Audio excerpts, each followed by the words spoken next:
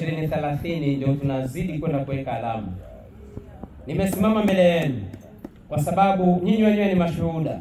Kwa upande wa Chama cha Mapinduzi tumesema sana kuhusiana na Mheshimiwa Chande kwa kuna mambo makubwa ambayo kafanya ndani ya jimbo la Kojani.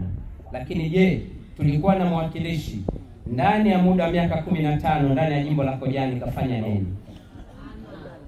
Ndani ya muda wa miaka 15.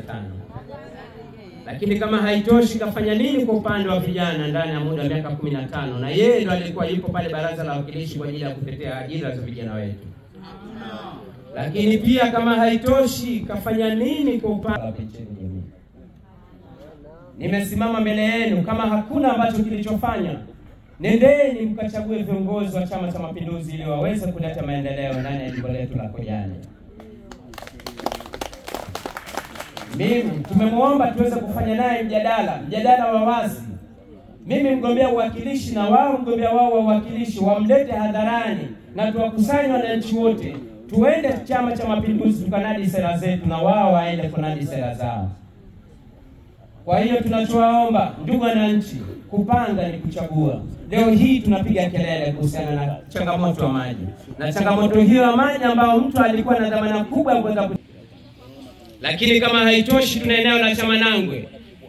Viwanda vinajengwa, ajira pale ambao wanaajiriwa ni watu wa nje ya jimbo la Kojani. Na mwakilishi huyu ambaye mmemchagua nyinyi kashindwa kuweza kutetea sehemu yoyote. Naomba mkanichague niweze kuwa mwakilishi ili kuweza kuhakikisha kwa kama viwanda vinakuja Chamanangwe na ajira zote watazipata wazao wa jimbo la Kojani na wala sio nje ya jimbo la Kojani.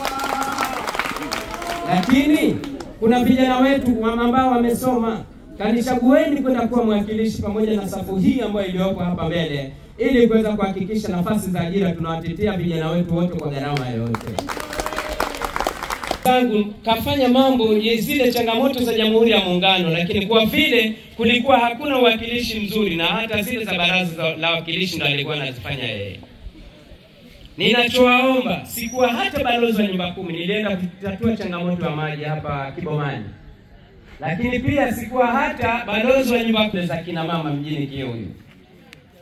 Kwa hiyo ninachowaomba, naomba mkatuchague. Kwanza tuanze na Mama Samia Suluhu Hassan. Wangapi ambao wako tayari kuweza kumpatia kura Mama Samia Suluhu Hassan?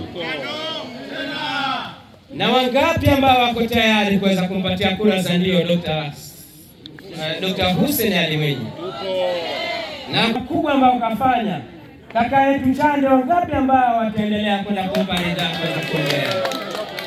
Na kama haitoshi, wangapi ambao wako tayari kwenda kuwasimamisha madiwani wetu wa Chama cha Mapinduzi? Lakini pia wangapi ambao wako tayari kuweza kunipa kura za ndio siku ya tarehe 29? Asanteni.